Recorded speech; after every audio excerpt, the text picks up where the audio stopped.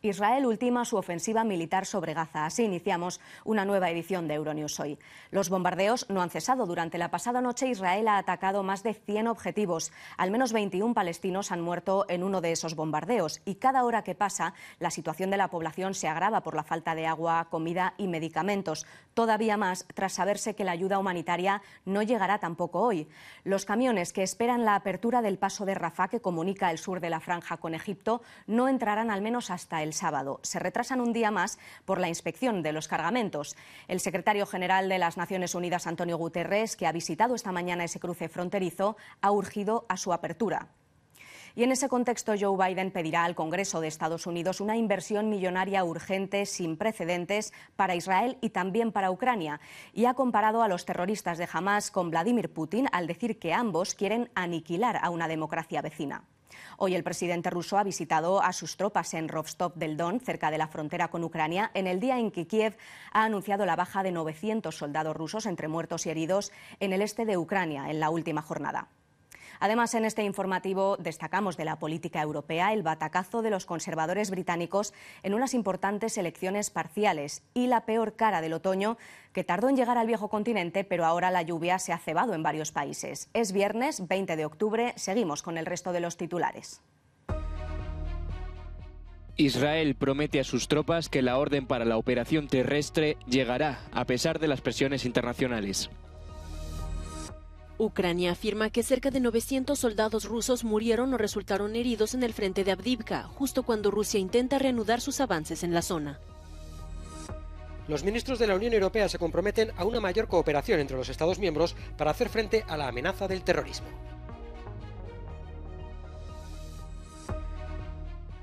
Un muerto y cientos de evacuados debido a las fuertes lluvias y vientos que deja la tormenta Babet en el norte de Europa.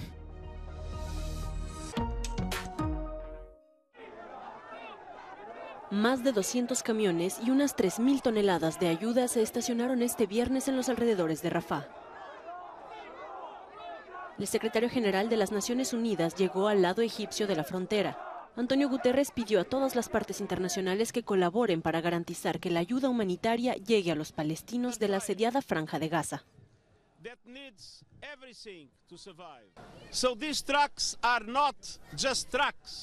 Estos camiones no son solo camiones, son un salvavidas, son la diferencia entre la vida y la muerte para mucha gente en Gaza. Y verlos atrapados aquí me hace ser muy claro.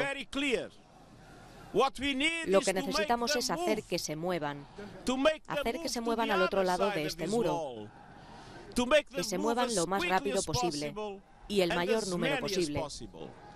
La emisora estatal egipcia Al Qahera News había dicho que el paso fronterizo de Rafah, la única ruta hacia Gaza, se abriría el viernes, pero El Cairo declaró posteriormente que necesitaba más tiempo para reparar las carreteras.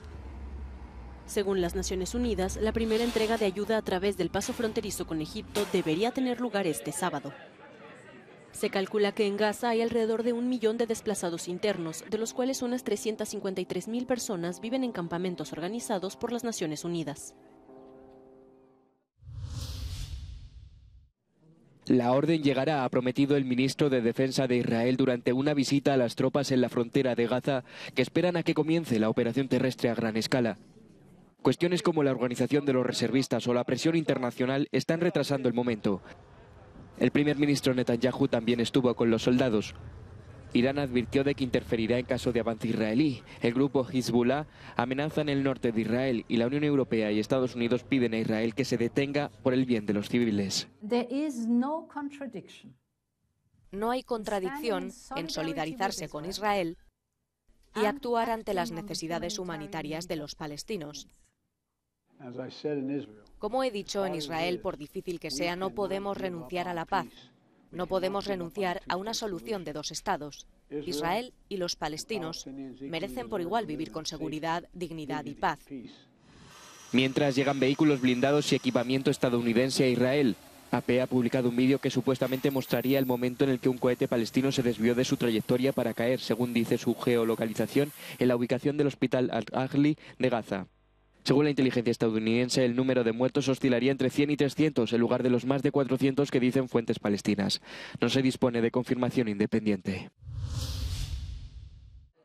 No hay tregua en la sede del Foro Israelí para los rehenes y las familias desaparecidas. Abogados, médicos y psicólogos trabajan aquí las 24 horas del día para ayudar a las familias.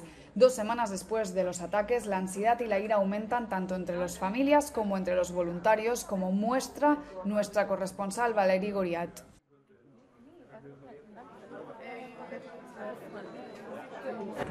Estamos aquí para pedir a todos los gobiernos y organismos que traigan de vuelta a nuestra gente. Es un crimen injustificable, inhumano, contra la humanidad, mantener a personas inocentes como rehenes de esta manera, sin ninguna información sobre dónde están y cómo están. Docenas de personas con condiciones médicas críticas que necesitan medicación vital que no están recibiendo. No sabemos nada de lo que les está pasando. También hay ira y frustración por la respuesta de su propio gobierno y de la comunidad internacional. Nuestra gente no está recibiendo ningún tipo de asistencia. Hemos rogado a todo el mundo, incluida la Cruz Roja, organizaciones internacionales y el gobierno, para proporcionar atención médica a nuestros seres queridos, y eso no está ocurriendo. No estamos recibiendo ningún tipo de ayuda. Yarden Roman, de 35 años, se encuentra entre los desaparecidos. Fue vista por última vez entregando a su hija de 3 años a su marido mientras huían de los atacantes.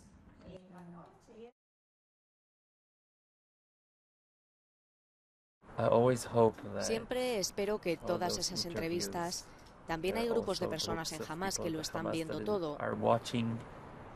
Espero que tal vez publiquen un vídeo mostrando que está sana y salva, diciendo lo importante que es para su hija. ¿Cómo le dices a una niña de 3 años que su abuela fue asesinada por la gente mala que llegó a su casa? Ella los vio, ella entiende. Tenía miedo de que preguntara, ¿es lo mismo que le van a hacer a mamá? No quiero ni pensar en cómo los tratan, lo que hacen con ellos. Ese va a ser el nuevo terror, que va a estar en todas partes en el mundo. Hoy es Israel y en la frontera de Gaza, y es el pueblo judío, pero mañana, ¿quién sabe? La familia de Yarden había logrado escapar del coche de sus secuestradores. Yarden no fue lo suficientemente rápida o no tuvo la misma suerte para escapar de los atacantes. Si no detenemos el apetito de Putin por el poder, no se limitará solo a Ucrania. Con estas palabras, el presidente estadounidense Joe Biden ha justificado un nuevo paquete de ayudas para Ucrania e Israel en un mensaje televisivo en el que apeló a la seguridad nacional. El paquete incluye $60.000 millones para Ucrania y $14.000 millones para Israel. Hamás y Putin representan amenazas diferentes, pero tienen esto en común. Ambos quieren aniquilar completamente una democracia vecina, aniquilarla por completo. La historia nos ha enseñado que cuando los terroristas no pagan un precio por su terror, cuando los dictadores no pagan un precio por su agresión, causan más caos, muerte y destrucción. Siguen adelante. Y el coste y las amenazas para los Estados Unidos y el mundo siguen aumentando. Así que si no detenemos el apetito de Putin por el poder y por el control de Ucrania, no se limitará solo a Ucrania. A principios de esta semana, Kiev confirmó que recibió y utilizó el primer lote de misiles de largo alcance ATACMS de fabricación estadounidense. Mientras tanto, surgen discusiones sobre la posibilidad de que las fuerzas ucranianas puedan conseguir un punto de apoyo permanente en la parte ocupada del río Dnipro, en la región de Jersón. El apoyo estadounidense ha sido crucial para Ucrania en la guerra contra Rusia. Washington ha aportado más de $46.000 millones solo en ayuda militar.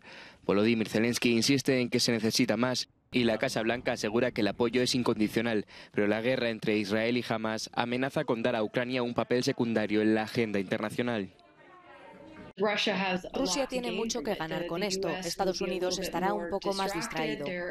Hay un poco de fatiga tanto en Europa como en Estados Unidos en términos de ayuda a Ucrania. Hemos visto que ya ha habido alguna retención de ayuda por parte de Varsovia. Y si nos fijamos en Estados Unidos, los republicanos, en particular los que están más a la derecha, no quieren seguir ayudando a Ucrania. El apoyo militar estadounidense depende de las elecciones del próximo año, pero Natasha Lindstedt cree que no se puede abandonar a Ucrania. El mundo no puede permitirse que ganen los rusos. Si dejamos de ayudar a Ucrania, quién sabe qué ocurrirá después. Quiero decir, Rusia ha sido muy clara en que quiere expandir su esfera de influencia. Tienen un historial de invadir otros países, especialmente cuando el índice de aprobación de Putin es particularmente bueno. Creo que dada la proximidad de Rusia a Europa, debería haber un temor genuino a que Rusia continúe dañando a países europeos, ya sea indirecta o directamente.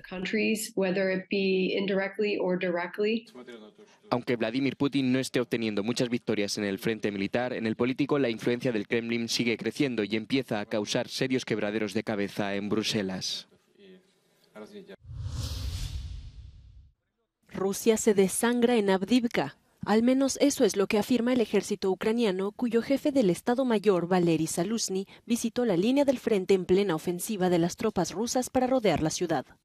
Según el informe de guerra ucraniano, unos 900 soldados rusos murieron o resultaron heridos allí el jueves. 50 tanques fueron destruidos o dañados, así como un centenar de vehículos blindados. Están sufriendo pérdidas todos los días, porque se les dijo que tomaran una posición y no se retiraran. Y no se retiraron. Tienen muchas pérdidas. No las conté, pero todos los días tienen pérdidas. Rusia intenta recuperar la iniciativa en la guerra ante la falta de avances sustanciales en la contraofensiva ucraniana en Zaporilla y Bakhmut. En este contexto ha tenido lugar la visita del presidente ruso al cuartel general del ejército en Rostov del Don, cerca de la frontera con Ucrania.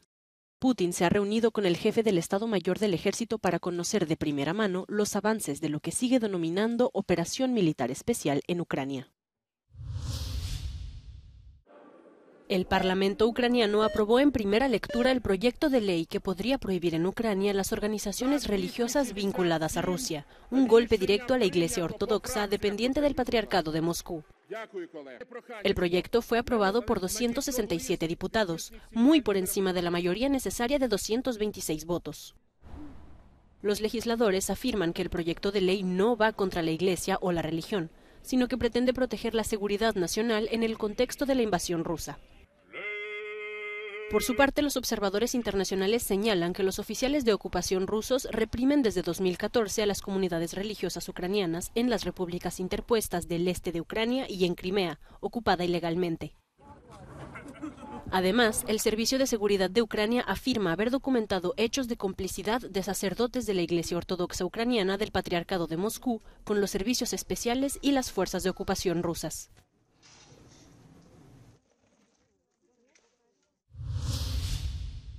Un plan a largo plazo es el deseo del líder norcoreano Kim Jong-un para sus relaciones bilaterales con Rusia.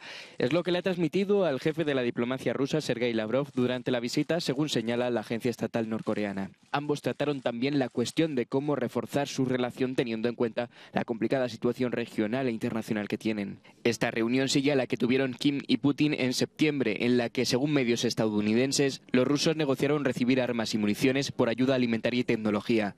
El siguiente encuentro está programado para noviembre. Emoción y tensión en el funeral del profesor francés asesinado a puñaladas por un antiguo alumno a las puertas de una escuela local en Arras la semana pasada. 600 personas se reunieron en la plaza de la ciudad para presentar sus respetos a Dominique Bernard. La ciudad quedó prácticamente en silencio, ya que incluso se prohibió el tráfico. Estoy muy conmovida, me ha afectado enormemente pensar que la gente puede perder la vida en su camino a la escuela y que esto afecte a una ciudad como Arras, que es mi ciudad natal. Me da rabia pensar que en un país como el nuestro hayamos llegado a situaciones como esta y temo por el futuro. Vivo a unos cientos de metros del instituto. Mis hijos iban al instituto. No conocía directamente a este profesor, pero es un profesor de educación nacional. Creo que era necesario estar aquí hoy. Dominique Bernard, de 57 años, fue nombrado este jueves Caballero de la Legión de Honor por el presidente francés, que se reunió con la familia de Bernard antes de la ceremonia.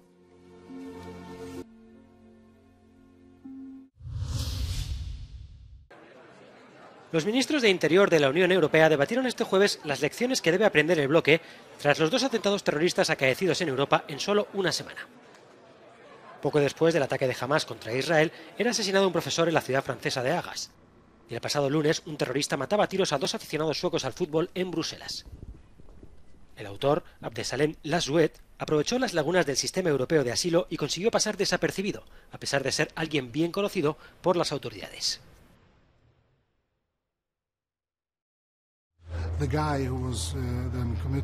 El hombre que cometió los crímenes terroristas en Bélgica el lunes por la noche fue deportado de Suecia en 2010 como caso Dublín.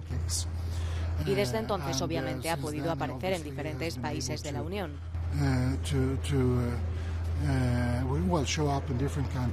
Esto también subraya cosas sobre el sistema de Dublín, el control fronterizo, el sistema de retorno eficiente, el compartir información entre los países miembros. Los ministros también debatieron la necesidad de luchar contra la radicalización online, que desempeñó un papel importante en los 2 recientes atentados. Prometieron una mayor cooperación, incluido el intercambio de información entre los Estados miembros, y pidieron controles eficaces en las fronteras exteriores. Los ministros quieren igualmente acelerar el retorno de los inmigrantes ilegales a sus países de origen, especialmente en el caso de personas que supongan una amenaza para la seguridad. Hemos hecho mucho, y este año hemos visto un aumento del 20% de los retornados. De modo que, efectivamente, hoy estamos devolviendo a más personas, pero aún queda mucho por hacer. Y para mí es especialmente importante que aquellos individuos que pudieran ser una amenaza para la seguridad de nuestros ciudadanos, de nuestra Unión, sean devueltos a la fuerza de inmediato.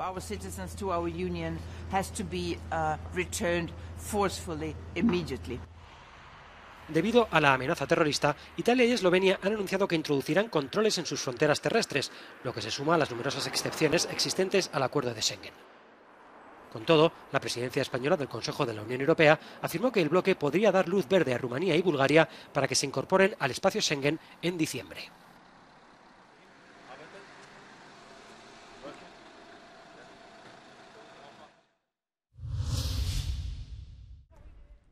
El Partido Conservador británico ha sufrido una dura derrota a manos de los laboristas en 2 elecciones parciales, un resultado que no augura nada bueno para el primer ministro Rishi Sunak de cara a las próximas elecciones generales.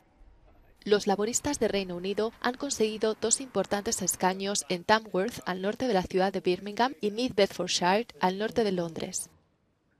Estas elecciones ocurren en un momento en que los índices de aprobación de Sunak están en su nivel más bajo desde que llegó al poder hace casi un año. Este jueves, Canadá ha retirado a 41 diplomáticos de la India como consecuencia de un conflicto diplomático tras el asesinato de un separatista sikh en suelo canadiense. Nueva Delhi planeaba revocar la inmunidad diplomática para este viernes, lo que obligó a Ottawa a sacarles del país. Las relaciones entre India y Canadá se han desplomado desde que el primer ministro Justin Trudeau el mes pasado vinculó públicamente a la inteligencia india con el asesinato de un ciudadano separatista sikh con nacionalidad canadiense, algo que Nueva Delhi ha negado.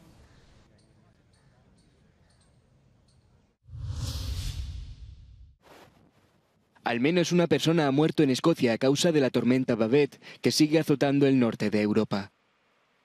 Se ha recuperado el cadáver de una mujer que fue arrastrada por la crecida de un río en Highlands. La población fue evacuada de cientos de hogares y las escuelas de las zonas más afectadas se vieron obligadas a cerrar. Dinamarca se prepara para condiciones similares. Las autoridades han advertido de que el país podría sufrir la peor marejada ciclónica en más de 100 años. Bueno, estamos en el proceso de tratar de proteger esta zona de las inundaciones y lo estamos haciendo mediante la colocación de diques, en los que estamos a punto de verter un poco de agua. La tormenta ya ha causado estragos en Irlanda, donde varias localidades del sur del país han sufrido las peores inundaciones en muchos años. En algunas partes del país cayó la lluvia de un mes en menos de 24 horas. Algunas personas llevan días sin poder salir de sus casas.